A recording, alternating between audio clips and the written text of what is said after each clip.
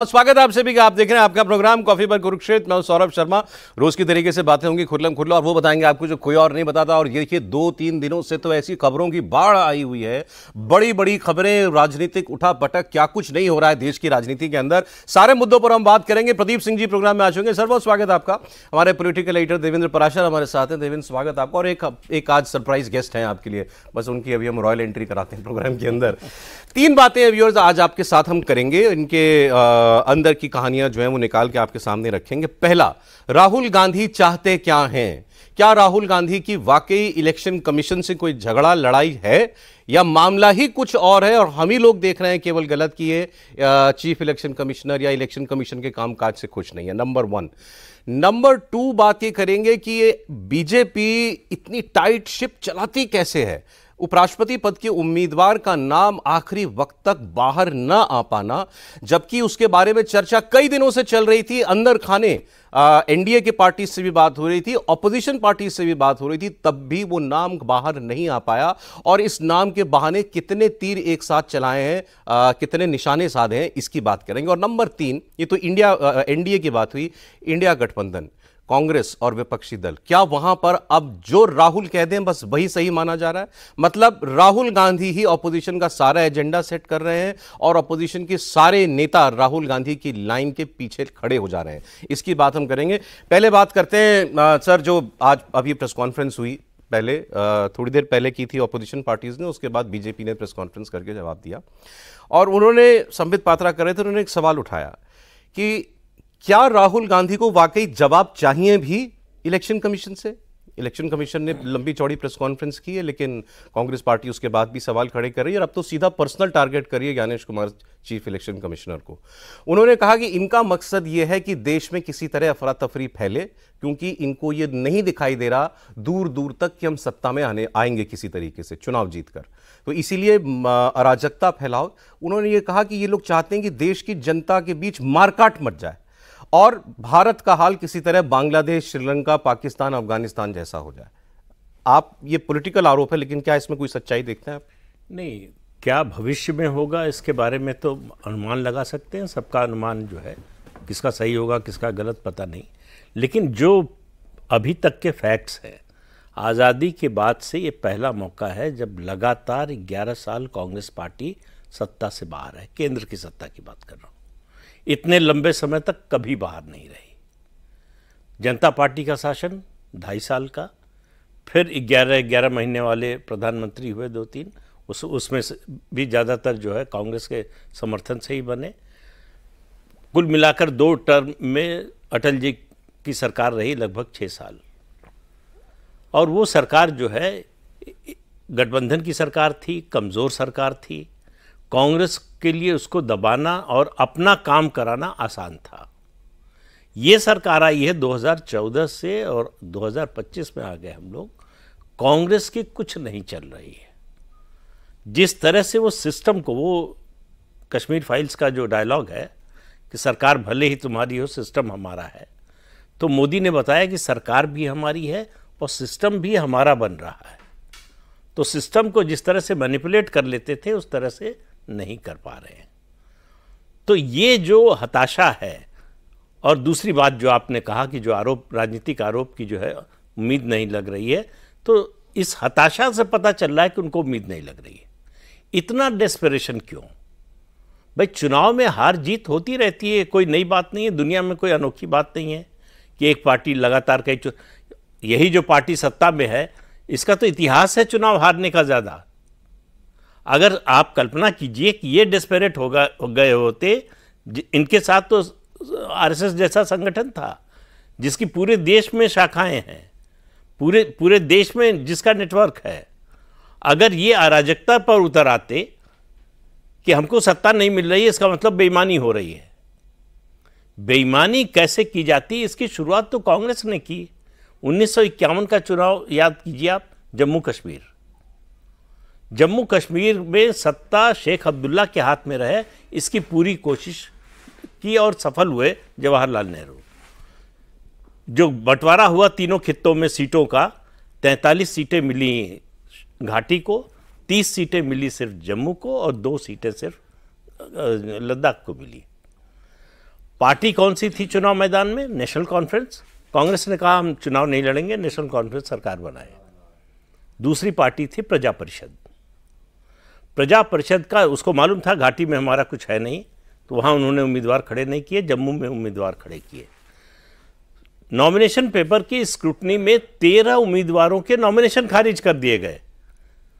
उन्होंने प्रोटेस्ट किया, पहले जम्मू कश्मीर में, फिर दिल्ली आए, नेहरू जी को चिट्ठी लिखी, कुछ नहीं हुआ। आखिर में उन्होंने घोषणा कर दी कि हम चुनाव का बायकॉट करते हैं, जब हमको हराना तय कर लिया है तो ऐसे चुनाव लड़ने का कोई फायदा नहीं है। नेशनल कॉन्फ्रेंस 75 की 75 सीटें जीती। तो जिस पार्टी को इस तरह के मैनिपुलेशन का स्वाद हो, उसको लगता है कि सब कुछ संभव है। सर हमारे तीसरे मेहमान आ गए, जरा मैं बस प्रोग्राम में उनको शामिल कर लूं। बहुत स्वागत सर आपका। अभिज्ञान प्रकाश जी, आपके जाने पहचाने सीनियर जर्नलिस्ट हमारे साथ हैं, प्रोग्राम में पहली बार आ रहे हैं सर, बहुत वेलकम। कॉफी पर कुरुक्षेत्र में आपका स्वागत है sir. Thank you so much, I keep watching your programme. Thank you sir. बात ये चल रही है सर, आज एक पॉलिटिकल आरोप बीजेपी ने लगाया है, जो इलेक्शन कमीशन पर सवाल, वोट चोरी के आरोप, कि राहुल गांधी और कांग्रेस पार्टी देश में अराजकता फैलाकर श्रीलंका, पाकिस्तान, बांग्लादेश जैसे हालात बनाना चाहते हैं। आज बीजेपी ने आरोप लगाया और उनके वर्ड्स हैं कि ये चाहते हैं देश में मारकाट मच जाए, तभी इनको लगता है कि हम किसी तरीके से पावर में आ सकते हैं, वरना इनको कोई चांस नहीं दिखता। उसी पर हम लोग बात करें। प्रदीप जी अपनी बात पूरी कर ले, मैं आता हूं आपके पास। जी सर। नहीं, उसके अलावा आप देखिए इलेक्शन कमीशन सेशन के आने तक जो है, इलेक्शन कमीशन तो सिंगल मेंबर कमीशन होता था, सीईसी होता था सिर्फ, और प्राइम मिनिस्टर मतलब होम मिनिस्ट्री, और कहिए आप प्रेसिडेंट को कहना चाहें, प्रेसिडेंट को, मतलब सरकार अपॉइंट करती थी। टीएन शेषन किस तरह के चीफ इलेक्शन कमिश्नर थे ये सबको मालूम है।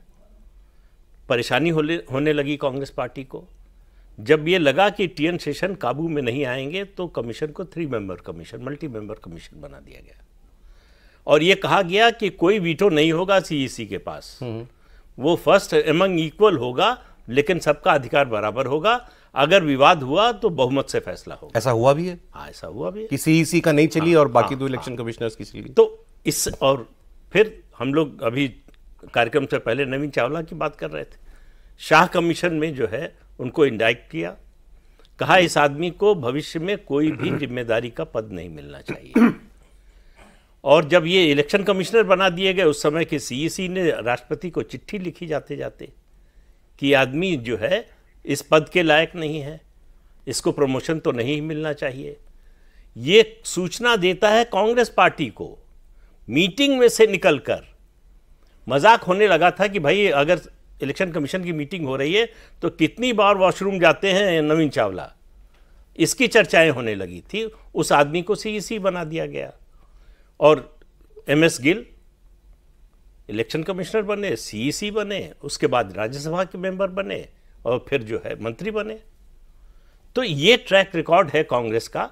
और इस मामले में सभी, मैं ये नहीं कह रहा हूं कि कांग्रेस ने ही ये सब गड़बड़ किया और किसी पार्टी ने नहीं किया, दूसरी पार्टियों ने जजों को गवर्नर बनाया, लेकिन शुरुआत कैसे हुई, दूसरी पार्टियों को ये हिम्मत कैसे हुई।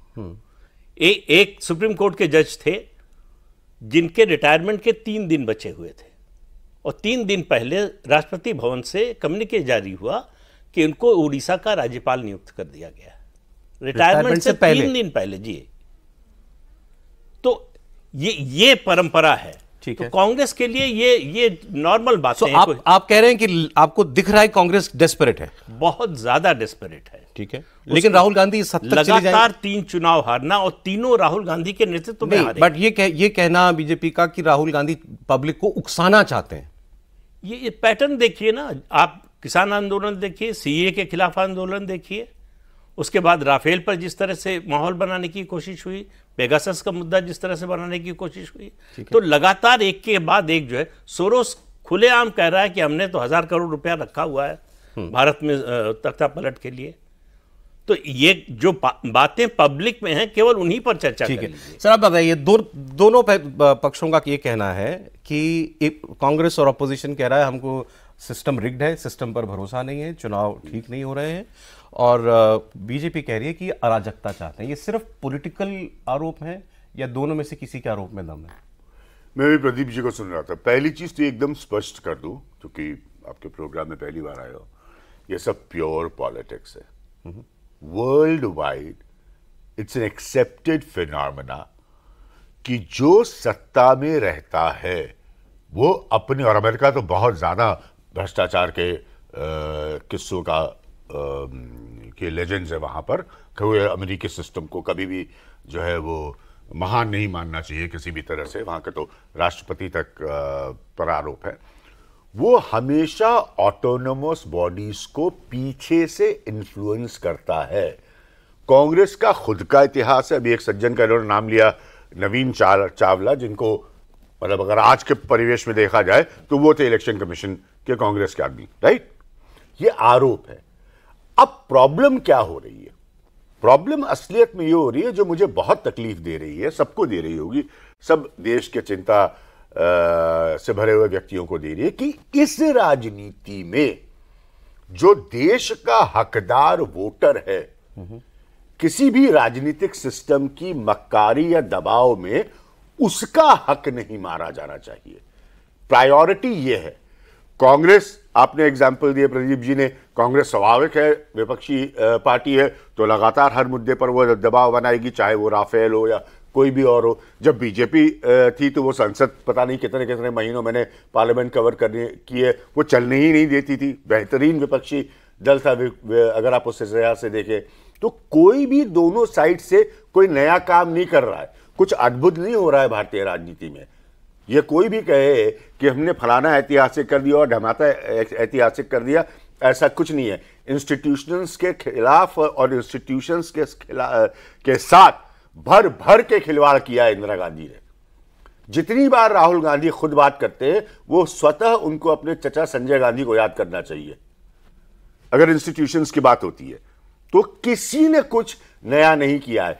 जिसके पक्ष में सत्ता जिस समय जिस परिस्थिति में रही, उसने इंस्टीट्यूशन भले ही वो ऑटोनॉमस हो, उसको अपने हिसाब से इन्फ्लुएंस करने की कोशिश की है। सर, सीबीआई पर लगने वाले आरोप नए नहीं है, ईसी पर लगने वाले आरोप नए नहीं है, जुडिशरी पर लगने वाले आरोप नए नहीं है। प्रॉब्लम ये है इस वक्त जो इंडिया की क्राइसिस बन गई है कि आप इंस्टीट्यूशंस को बिलीव कैसे करें जबकि उन पर लगने वाला इन्फ्लुएंस दिखने लगा। सर, ये बात आपकी सही है कि बीजेपी भी रही तो हर इंस्टीट्यूशन पर सवाल किए गए, अपने अपने तरीके से किए गए। लेकिन ये तो नया है ना सर, मानेंगे आप कि बीजेपी ने भी इलेक्शन कमीशन के कंडक्ट पर सवाल उठाया, मोदी जी ने उठाया 2014 में। Exactly. लेकिन किसी ने कभी ये नहीं कहा कि ये इस चुनाव में बेईमानी हुई या वोटर फ्रॉड हुआ या वोटर लिस्ट मैनिपुलेट की गई, तो नतीजा जो है वो रिग्ड है या नतीजा अंपायर मिल गया है साहब।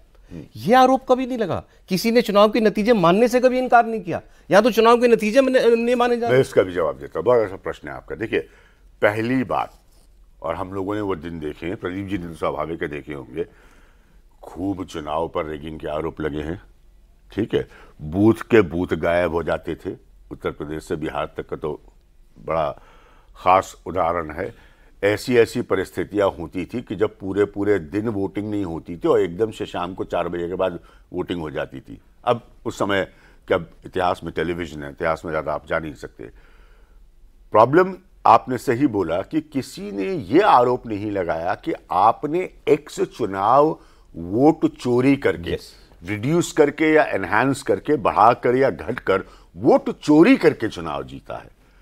इस पर मेरा सीधा प्रश्न है, इस वक्त मेरी पूरी नजर सिर्फ एक सर्वोच्च संस्थान पर है हिंदुस्तान के, निर्णय उसी को देना है और वो है सुप्रीम कोर्ट ऑफ इंडिया। चूंकि जरह वहां हो रही है, चूंकि बहस वहां हो रही है, चूंकि वहां पर लोग जाकर सबूत मृतक लोगों को खड़ा करके पेश कर रहे हैं कि देखिए साहब ये जिंदा है और आपने इनको कल मृतक की लिस्ट में डलवा दिया चुनाव आयोग ने, तो अब सुप्रीम कोर्ट का, उसकी कॉन्स्टिट्यूशनल बेंच होती है, हम सबको पता है, उसके फैसले किस तरह के रहे हैं, हमने सबने देखा है। उसको अब आकर ये साबित करना होगा अपने निर्णय के थ्रू। अगर आप संविधान में सुप्रीम कोर्ट की भूमिका को पढ़ें तो सबसे अहम सुप्रीम कोर्ट की भूमिका है निर्णय देने से ज्यादा बड़ा उसका जो रोल है वो पॉलिसी गाइडलाइन को ले करने का, अन्यथा नीतिगत तरीके से आप आगे कैसे बढ़े ये बताने का। अब देश में यही समय तो आ गया, नीतिगत तरीके से तो बताया ना, एक चुनाव में तो ये तय होगा नहीं कि चुनाव आयोग गलत है या सही है। अगर जो भी आज तय होगा ये तो फिर तय हो जाएगा बाकी चुनाव के लिए। आप उसी को, जैसे आप कोर्ट के केसेस को री रेफर करते हैं ना, आप रेफर करेंगे बाद में जाके पीछे, जैसे आप देखिए इस इतने बड़े मसले में ये हुआ है, तो वो भूमिका अब सुप्रीम कोर्ट के हाथ में है। उसको ये तय करना है कि देश में चुनाव आयोग, जिसको मेरे समय में, मेरा समय मतलब ऐसा नहीं, बहुत पुरानी बात कर रहा हूं, लेकिन हम लोग अक्सर कहा करते थे मैन ऑफ द मैच, कि भाई बड़ा अच्छा फ्री एंड फेयर इलेक्शन कराए। प्रदीप जी ने एक बहुत इंपॉर्टेंट पॉइंट रखा। इंपॉर्टेंट पॉइंट ये कि जब 1 मेंबर से 3 मेंबर हुआ तो उसमें एक बहुत बड़ी इंटेलेक्चुअल डिबेट हुई, पत्रकारों की, लेखकों की, कानून के जानकारों की, कि 3 मेंबर का मतलब ये हुआ कि वोट ऑफ डिसेंट होगा। ये बहुत बड़ी बात थी कि एक व्यक्ति नहीं, हम लोग यहां 4 लोग बैठे हैं तो हम चारों की राय अलग अलग हो सकती है, या 2 की एक साथ हो सकती है, या आपकी हमारी 2 की एक साथ हो सकती है। और बहुत लोगों ने इसको वेलकम किया कि हाँ, चुनाव आयोग में अगर देश की सर्वोच्च अदालत में वोट ऑफ डिसेंट हो सकता है तो चुनाव आयोग में क्यों नहीं। और मेरी तो बड़ी मुलाकातें हुई सेशन की, अभी तक मेरे पास उन्होंने किताब दी थी, रखी हुई है, जहां पर उन्होंने एक तरह से आर्ग्यू किया था इसके खिलाफ। मैं आपको जरा याद दिला दूं, इतिहास में जाने की जरूरत नहीं है। सुप्रीम कोर्ट गए थे, सुप्रीम कोर्ट गए थे वो, एग्जैक्टली। तो बट बहुत लोगों ने सपोर्ट किया, मैं भी इसका बड़ा समर्थक था कि हाँ, चुनाव आयोग है तो एक व्यक्ति विशेष की सर्वोच्चता नहीं होनी चाहिए। आए ना वोट ऑफ डिसेंट 3 में से, तो अब ये सारी स्थितियां चूंकि बदल गई और सामने आ गई हैं, इसलिए मेरे बस एक लाइन में 20 सेकंड में कंप्लीट कर लूं, आइडियली तो ये नहीं होना चाहिए था सुप्रीम कोर्ट से तय। चुनाव आयोग की अपनी ऑटोनॉमस जो पोजीशन थी वो मेंटेन होनी चाहिए थी, लेकिन चूंकि ऐसी स्थिति आ गई है, कोई चॉइस नहीं है, कोई विकल्प नहीं है, बजाय इसके कि आप देखिए कि अंततः सुप्रीम कोर्ट क्या कहता है इस मामले में। आप कह रहे हैं सुप्रीम कोर्ट को अंत में ये बीड़ा उठाना पड़ेगा कि ये विश्वास का क्राइसिस ना हो। हाँ, लोगों के बीच नहीं हो ना, वो लेकिन तकनीकी तौर पे नहीं समझ पाएंगे। कोर्ट को भी इलेक्शन कमीशन के कामकाज की गाइडलाइन तय करने का अधिकार नहीं है। ठीक है, इलेक्शन कमीशन ऐसी अथॉरिटी है जो अपनी शक्ति संविधान से लेती है, वो एक्ट ऑफ पार्लियामेंट से नहीं बनी है, वो कॉन्स्टिट्यूशन में उसका प्रोविजन है। इनका जो प्रश्न था, सॉरी आपको इंटरप्ट कर रहा हूं, इनका प्रश्न बिल्कुल वाजिब था, क्योंकि आरोप लगा दिया आपने। नहीं, उससे हमको चोरी हुई, असहमति नहीं है, बिल्कुल ठीक बात है।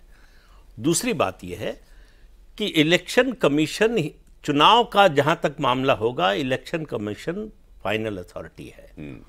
आपको अगर इलेक्शन कमीशन के फैसले या चुनाव के फैसले से भी कोई आपत्ति है तो आपके लिए अदालत का दरवाजा खुला हुआ है। ठीक है, हाई कोर्ट है, सुप्रीम कोर्ट है, मामले जाते हैं, फैसले होते हैं, ये कोई नई बात नहीं है, और आगे होगा तो कोई नई बात नहीं होगी।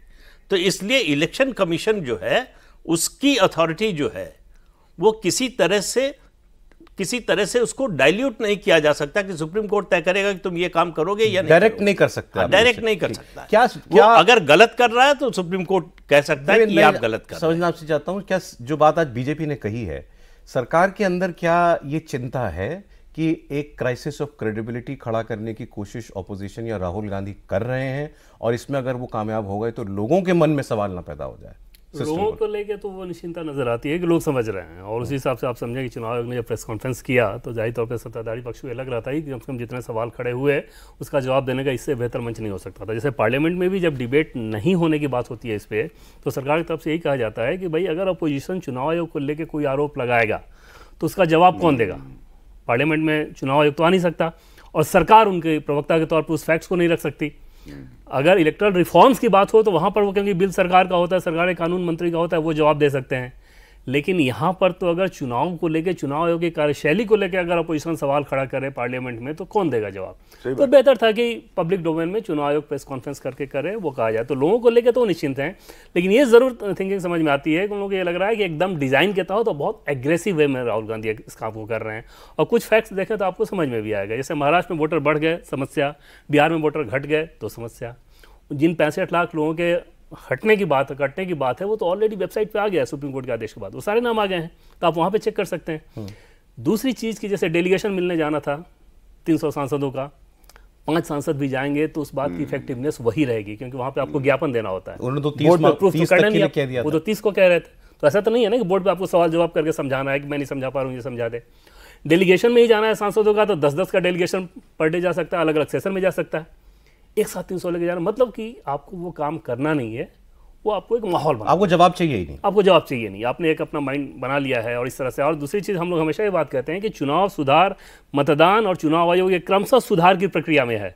ऐसा नहीं है कि ये परफेक्ट है, लेकिन पहले बहुत खराब था, क्रमशः आप उसमें अपनी कमियों को ठीक करते हैं। जैसे बैलेट से जब ईवीएम पे आए तो आपने अपना एक अलग चरण लेके आया। मुझे नहीं याद है कि जब से हम लोग इलेक्शन कवर कर रहे हैं, हाँ, और पैसों के कैप लगना, क्रमशः आप उसमें सुधार करते हैं, वो परफेक्शन हो ही नहीं सकता। और चुनाव आयोग चुनाव कराने की अकेले बॉडी नहीं है। चुनाव आयोग बनता है, भारत में चुनाव की प्रक्रिया राजनीतिक दल और चुनाव आयोग मिलके। जब बीएलओ और बीएलए आप कहते हैं तो उसका क्या मतलब है कि नीचे के लेवल पे भी राजनीतिक दलों का इन्वॉल्वमेंट उतना ही होना चाहिए, उसी कंस्ट्रक्टिव वे में होना चाहिए। जो कमियां हैं आप उसको नियम के तहत बताएं, वो होता नजर नहीं आ रहा है। तो सरकार में सेंस है कि जो जवाब देना है इलेक्शन कमीशन को ही देना है, और उस इलेक्शन कमीशन से है, और इलेक्शन कमीशन कहीं से डिफेंसिव भी नहीं दिखना चाहिए। एकदम नहीं, मतलब कैसे, अगर आप फैक्ट्स में हैं, कहीं कुछ कमी है तो उसका सुधार कीजिए, नहीं तो आप फैक्ट्स को सामने रखिए। असल जो किसी से नहीं किया, बात बहुत सही। देखिए, एक मूल बात मैं सिर्फ जितना सुन रहा हूँ, पढ़ रहा हूँ, देख रहा हूँ, उसके आधार पर कह रहा हूँ, चुनाव आयोग ने भी एक गलती की है यहाँ। क्या? और गलती में तकनीकी गलती की बात नहीं कर रहा हूं कि जो अदालत में, चुनाव आयोग ने भी जब माहौल वो देख रही थी कि वो प्रक्रिया को ही क्वेश्चन करने का एक माहौल बनाया जा रहा है राजनीतिक तौर पर, कानूनी तौर पर नहीं, चुनाव आयोग को भी बहुत सी बातों को प्रीएम्प्ट करना चाहिए था, उसको पहले से समझकर। क्योंकि जैसे इन्होंने उसकी वास्तविक स्थिति रखी प्रदीप सिंह जी ने कि देखिए वो स्वतः जवाब दिया है, वो किसी और को जवाब दे रही है। ठीक है, सुप्रीम कोर्ट वो मसला तय करेगा वोट की चोरी का, सुप्रीम कोर्ट वो मसला नहीं तय करेगा कि चुनाव आयोग कैसे चलेगा आगे। ये बात आपकी ठीक है, वो प्रीएम्प्ट उसने नहीं किया और उससे उस माहौल को और बढ़ावा दिया। साहब चुनाव आयोग जो है वो गलत करता है, चुनाव आयोग चोरी करवाता है वोटों की, चुनाव आयोग मैनिपुलेट करता है। जब महाराष्ट्र पर सवाल उठाए कि वोटर जोड़ दिए, मसला तो बहुत पहले से चल रहा या जब हरियाणा की बात हुई, तो इन सब बातों पर अपने आप ही, जैसे कल प्रेस कॉन्फ्रेंस हुई है, पहले भी हो सकती थी, या जब एसआईआर पर सवाल जब शुरुआत में उठने लगे तभी आप, कल आपने इतनी डिटेल में वो प्रक्रिया एक्सप्लेन की, वो भी आप पहले कर सकते थे। ये तो एक बात हुई। चलिए, तो खैर सबकी राय ये कि आरोप पॉलिटिकल हैं और पॉलिटिकल तरीके से बीजेपी इसको हैंडल कर रही है, और इलेक्शन कमीशन ऑटोनॉमसली जिस तरीके से काम कर रहा है करेगा, जहां उसको सफाई देने की जरूरत लगेगी वो सफाई देगा, जैसे उन्होंने कर दी। दूसरी बात आते हैं सर, जो ये एक चीज रह गई यहाँ, देवेंद्र से पूछना था, ये जो आज सुबह से खबर चल रही है कि मुख्य चुनाव आयुक्त ज्ञानेश कुमार के खिलाफ महाभियोग ला सकती है अपोजिशन, तो सच्चाई है इसमें? हाँ बिल्कुल, आज सुबह जब अपोजिशन पार्टीज की मीटिंग हुई थी तो उस मीटिंग में बाकायदा इस बात पे चर्चा हुई है कि हाँ, हमें सीसी के खिलाफ अगले से, क्योंकि उसमें 14 दिन का नोटिस देना होता है, इस सत्र में इतने दिन बाकी नहीं रह गया, जो नोटिस आप देते हैं वो कैरी फॉरवर्ड नहीं होता, तो अगले सेशन में इस सीसी के खिलाफ हमें नोटिस लेके आना है। अच्छा। मतलब महाभियोग टर्म नहीं होता सीसी के लिए, वो सिर्फ राष्ट्रपति के संदर्भ में होता है, मतलब जज के संदर्भ में, राष्ट्रपति के संदर्भ में। इस केस में ये है कि हटाते हैं आप, प्रक्रिया वही होती है कि 14 दिन पहले आपको नोटिस देना होता है और दोनों सदन में सामान्य बहुमत और उपस्थित और वोट करने वाले जो है उसके 2/3 से उनको हटाना होता है। तो वो इस लेवल पे जा रहे हैं कि इस सीसी के खिलाफ हमको उस लेवल तक जाना है। ठीक है सर, अभी जो उपराष्ट्रपति कैंडिडेट डिक्लेयर किए हैं एनडी ने अपने, बहुत नाम हमने भी कोई नाम छोड़ा नहीं था चर्चा में, लेकिन ये नाम जिस तरीके से आया तमिलनाडु के और सभी वर्गों के अंदर बड़े सम्मानित, राजनीतिक दलों में भी बड़ी अच्छी इनकी रेपुटेशन है, मतलब अपोजिशन भी कुछ नहीं कह पा रहा है इनके खिलाफ, ऐसे व्यक्ति को लाना, ओबीसी समाज के व्यक्ति को लाना। और सबसे बड़ी बात हैरानी ये हुई कि चलिए बीजेपी से खबर नहीं निकलती थी, ये ऐसा इनका सिस्टम था, अब तो एनडीए में भी ये इन्होंने बना लिया है तंत्र, सबको पता था इस नाम के बारे में। कल नड्डा जी ने कहा हम एक हफ्ते से चर्चा कर रहे थे, कहीं से नाम नहीं निकला साहब। वो इसके बारे में चंद्रशेखर जी कहते थे, जनता दल में थे तो किसी ने कहा कि जो है खबर लीक हो गई, तो उनका लीक होती है खबर कांग्रेस पे, जनता दल में ब्रीफ हो जाती है। तो यहाँ तो ना लीक होती है ना ब्रीफ होती है। तो इस एक बात ये, दूसरी बात ये देखिए आप, मैं मानता हूं कि ये जो सिलेक्शन है ये बीजेपी का कोर्स करेक्शन है। 2 बार चोट खाने के बाद सत्यपाल मलिक और जगदीप धनखड़, कि आप अपनी विचारधारा से अलग लोगों को लेकर आएंगे तो उसकी कीमत चुकाने के लिए तैयार रहिए। फिर ये उम्मीद करना कि वो उसके हिसाब से चलेंगे, ये आपको उम्मीद नहीं करनी चाहिए। सीपी राधाकृष्णन जो है, सीपीआर उनको उनके नज़दीक के लोग बुलाते हैं, तपे तपाए नेता हैं। ऐसे राज्य में राजनीति की है जहां बीजेपी का कोई जनाधार नहीं, इतने पॉलिटिकली होस्टाइल एटमॉस्फेयर में काम किया है इतने लंबे समय तक। 2 बार लोकसभा के सदस्य रहे, 98 में एआईडीएमके के समर्थन से लड़े थे, पार्टी लड़ी थी तब, 99 में डीएमके के समर्थन से लड़ी तब, प्रदेश अध्यक्ष रह चुके हैं, अभी गवर्नर थे ही, और राष्ट्रीय स्वयंसेवक संघ के स्वयंसेवक रहे हैं। तो हर बॉक्स को वो टिक करते हैं कि जो होना चाहिए। तो बीजेपी ने उनको कैंडिडेट बनाकर एक संदेश दिया है कि हम कोर्स करेक्शन कर रहे हैं, कि हम अपने लोगों पर ज़्यादा भरोसा करेंगे। दूसरी बात, डीएमके के लिए परेशानी पैदा कर दी है जी कि विरोध कैसे करें। कोई आरोप नहीं है, इतना लंबा सार्वजनिक जीवन है, किसी तरह का कोई आरोप नहीं है। दूसरा, ओबीसी समुदाय से आते हैं, ये मुश्किल कांग्रेस पार्टी के लिए भी होगी कि भाई आप ओबीसी कैंडिडेट का विरोध कैसे करेंगे। वो गाउडर समाज से आते हैं, जिससे अन्नामलाई भी हैं, ई पलनस्वामी भी हैं, ये दोनों नेता भी जो है उसी समाज से आते हैं, और वेस्टर्न तमिलनाडु से आते हैं जहां बीजेपी का जो भी इन्फ्लुएंस है थोड़ा वो वहीं पर है, और वहीं अन्ना द्रमुक का भी है। तो वहां से अगर जो कैंडिडेट आया है उसका डीएमके विरोध करती है तो उसके लिए पॉलिटिकली बड़ा। दूसरा, जो एक और नैरेटिव चला रहे थे MK Stalin, north versus south, वो उनका नैरेटिव में पंक्चर होता है। सर, एक जोक चल रहा है, इस पर मैं बताता हूं। खबर इस बीच ये आ रही है कि इंडिया गठबंधन की आज एक वर्चुअल बैठक होनी थी, चली रही है इस वक्त वो मीटिंग, उपराष्ट्रपति के नाम पर चर्चा करने के लिए, और उसमें तमिलनाडु के ही 2 नाम और बिहार के 1 नाम पर चर्चा हो रही है। ये ऐसी जानकारी जो है हमको मिल रही है, और कहा जा रहा है स्टालिन ने भी ये कहा है कि भाई मेरे लिए बड़ा मुश्किल है इस नाम से का विरोध करना, तो आप तमिलनाडु से ही कोई आदमी खड़ा कीजिए आप भी। और उसमें भी मैसेज ये है, जो हमें सोर्सेज के द्वारा जानकारी मिली, कि आपको बहुत एग्रेसिव नहीं दिखना है कि किसी तरह से इनका रास्ता हमें रोकना है। संघ वाली लाइन, क्योंकि संघ विचारधारा की ये हैं इसलिए हम विरोध कर रहे हैं, यहाँ तक तो ठीक है, क्योंकि जीतना इनको ही है, और उस कंडीशन में आप बहुत एग्रेसिव ना जाएं, ये मैसेज उन्होंने ऑलरेडी दिया है। मतलब सिंबॉलिक लड़ाई ज़्यादा लड़ने बेहतर होगा। उसके पीछे वजह यह है कि पॉलिटिकल वजह तो है ही, पॉलिटिकल के साथ साथ स्टालिन के साथ इनके इक्वेशन भी बहुत अच्छे रहे हैं, तो वो उस लेवल में जाना ही नहीं चाहिए। बहुत ही अच्छे इक्वेशन रहे हैं, और हर नेताओं के साथ अक्रॉस द पार्टी। तो उस इक्वेशन में यह है, टीएमसी का ये कहना है कि अगर आप सिर्फ ऑप्टिक्स के लिए ही जा रहे हैं तो तमिलनाडु में एक कैंडिडेट वर्सेस दूसरा कैंडिडेट करने की जरूरत नहीं है।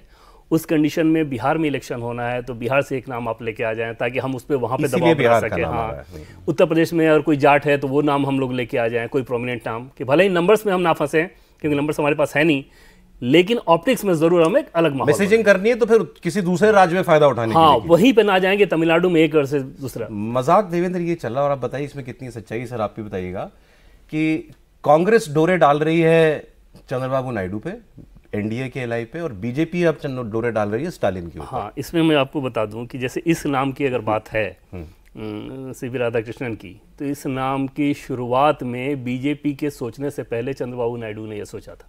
अच्छा। और उन्होंने ये कम्युनिकेट भी किया था। और तमिलनाडु के वेस्टर्न पॉकेट की बात करें ना, जिस कास्ट से ये आते हैं, तो वो मूलतः तेलुगु लोग हैं और बड़े इन्फ्लुएंशियल हैं उसमें। जैसे इनका जो उपजाति है वो तो खेती किसानी से जुड़ी हुई है, लेकिन उसका जो दूसरा उपजाति है वो बहुत बिजनेसमैन है वहाँ पे, ये गारमेंट्स वगैरह के बिजनेस भी जानते हैं, तो इन्फ्लुएंशियल लोग हैं वो, और मूलतः तेलुगु लोग के हैं। तो इस कंडीशन में ये जो शोशेबाजी चल रही है ना कि चंद्रबाबू नायडू वाया तेलंगाना रूट, रेवंत रेड्डी, ये नाम पहले उनके दिमाग में ही आया, लगभग 15 दिन पहले आ गया। बीजेपी किसी तरीके से भी किया, स्टालिन के क्लोज जाने की कोशिश नहीं कर रही है? नहीं, कोई सोच नहीं है। बीजेपी का टॉप लीडरशिप की अगर आप बात करें तो वो एकदम डैम श्योर हैं, वो लोग डैम श्योर हैं कि सरकार, अगली सरकार एआईएडीएमके बीजेपी गठबंधन की बन रही है, उसमें उनको कोई डाउट ही नहीं। तो एलआई बदलने का सवाल नहीं है, दूर दूर तक नहीं। सर, जैसे प्रदीप जी ने कहा, अभी मौजूदा स्थिति में, मतलब हमेशा होता है इस तरह के जो चुनाव होते हैं, उसमें सब इक्वेशंस लगाई जाती हैं, पर्सनल इक्वेशंस लगाई जाती हैं, तमाम राष्ट्रपतियों के चुनाव में हमने देखा है। तो ये भी कोई नई चीज़ नहीं हो रही है, और जो बुद्धिमानी से लोग अपने अपने जोड़ जुगाड़ लगाते हैं। सीपी राधाकृष्णन साहब, आपने सही कहा, वो बड़े राजनीतिक तौर पर संभ्रांत, सबसे अच्छा रिश्ता रखने वाले तमिलनाडु के वाजपेयी कहा जाता है। हाँ, तो एक तरह से मैं भी उनको जानता हूँ बहुत अरसे से। तो वो किसी तरह से कोई बहुत बड़ा कोई विवाद पैदा कर देंगे या कुछ कर देंगे, तो बहुत ही you can't have a safer bet. मतलब इससे बढ़िया चीज नरेंद्र मोदी एनडीए को इस व्यक्ति से, सॉरी चीज मेरे मुंह से निकल गया, सही नहीं है, तो इससे अच्छा नहीं हो सकता कि भाई वो उनके लिए कुछ नहीं करेंगे। स्टालिन स्टक हो जाएंगे, आपने सही कहा, उनकी थोड़ी मुसीबत होगी क्योंकि स्टालिन ऐसी स्थिति में नहीं आ सकते कि उनका कोई सार्वजनिक विरोध कर दे। तो कुल मिलाकर चुनाव ना होता तो शायद समर्थन कर देते। हाँ, एग्जैक्टली। तो मेरे ख्याल में कुल मिलाकर मेरे ख्याल में जो इन्होंने शब्द अंग्रेजी का इस्तेमाल किया ये सिंबॉलिक हो जाएगा, संकेतात्मक हो जाएगा, और अंततः ये एक ऐसा नाम है जहां पर मुझे नहीं लगता कोई बहुत बड़ा कोई राजनीतिक टकराव पैदा होगा। सर, आज का फाइनल क्वेश्चन, कल जब पीएम गए थे, एक छोटी चीज बताऊं तो पार्लियामेंट्री बोर्ड के लिए, तो पार्लियामेंट्री बोर्ड की बैठक से पहले नीचे जब वो बैठे तो गृह मंत्री अमित शाह, बीजेपी के राष्ट्रीय अध्यक्ष और संगठन मंत्री जब बैठे थे तो 5 नामों पर चर्चा हुई थी। उस 5 के नाम के बाद 2 नाम शॉर्टलिस्ट हुए थे, इसमें सीवी राधाकृष्णन और संतोष गंगवार। पार्लियामेंट्री बोर्ड में इन दोनों नाम पे चर्चा हुई, लेकिन राधाकृष्णन के बारे में इतना सब कुछ टिक था कि बहुत आसानी के साथ वो। सर मेरा फाइनल सवाल यह है, राहुल गांधी को और ऑपोजिशन को लेकर के है, क्या अब देश में ऑपोजिशन का मतलब राहुल गांधी हो गया है क्या? और राहुल गांधी की ही चल रही है क्या ऑपोजिशन में? उन्हीं की हाँ में हाँ मिलाने की होड़ लगी हुई है क्या? अब इस मुद्दे पर, वोट चोरी पर भी सब पीछे खड़े हो गए उनके? नहीं, देखिए, इस सारी लड़ाई में एक चीज़ तो ये हुई कि ईवीएम को क्लीन चिट मिल गई। अब ईवीएम की कोई बात नहीं कर रहा है, नहीं, सबसे ज़्यादा बदनाम जो है ईवीएम थी। दूसरी बात यह है कि बीजेपी की अगली लड़ाई रीजनल पार्टीज से होने वाली है, तो इसलिए रीजनल पार्टीज को अब कांग्रेस से उस तरह से कुछ लेना देना नहीं है, क्योंकि जहाँ जहाँ रीजनल पार्टीज मजबूत हैं वहाँ कांग्रेस बहुत कमज़ोर है। तो उनको मालूम है कांग्रेस हमारी कोई मदद नहीं कर सकती, हमारे वोट में कोई इजाफा नहीं कर सकती। तो एक तरह से कहिए उन्होंने नेशनल पॉलिटिक्स में अपोजिशन का रोल छोड़ दिया है राहुल गांधी के लिए। अच्छा, इस तरह से देखना मुझे लगता है शायद ज़्यादा ठीक होगा कि राहुल गांधी का विरोध करके हमको नहीं मिलना है कुछ, और समर्थन में खड़े होकर भी नहीं मिलना है। तो एक न्यूट्रल पोजीशन जो है कि ठीक है, वो लीडर पोजीशन फॉर्मली है। समय कम है मेरे पास, फाइनल कमेंट आपका राहुल गांधी पर। राहुल गांधी ने अपने लिए क्या स्पेस बनाई है भारत की राजनीति में इस वक्त? नहीं, as leader of opposition of India इस वक्त वो स्पेस राहुल गांधी के पास है, और इसमें कोई डिबेट नहीं है, क्योंकि उन्होंने अपने तरीके से जो भी उनके तौर तरीके थे और शुरुआती तमाम सालों के फेलियर के बाद उन्होंने अंततः जाकर वो स्थिति में आकर वो खड़े हुए हैं कि वो इस वक्त देश के विपक्ष के नेता हैं। और जैसे उन्होंने कहा कि बाकी पार्टियां, चूंकि कोई ऑप्शन नहीं है, ना उनसे कोई बड़ा टकराव है, ना उनसे गेन होना है, ना उनसे बहुत बड़ा लॉस होना है, तो उनको अगर उस डोमेन के संगठन में रहना है, जैसे आप होता ना, एक प्रो अलायंस हुई, एक एंटी अलायंस हुई, तो आपको उस अलायंस के डोमेन के अगर संगठन में रहना है, तो इस वक्त उनके लिए उनका नेता राहुल गांधी है। देश की राजनीति में विपक्ष का मतलब विपक्ष राहुल का गांधी मतलब अभी राहुल गांधी है। लेकिन अगर इस सवाल का जवाब आप टीएमसी और सपा से लेना तो बहुत तीखा जवाब मिलेगा आपको। वो भी करते हैं, किसी दिन बुलाते हैं, बहुत तीखा जवाब मिलेगा। चलिए सर, समय इतना, बहुत शुक्रिया प्रदीप जी आपका, देवेंद्र आपका, और सर स्पेशली आपका पहली बार प्रोग्राम में, I hope you liked it. और आपको प्रोग्राम कैसा लगा बताइएगा कमेंट्स में। कॉफी पर कुरुक्षेत्र में आज इतना ही।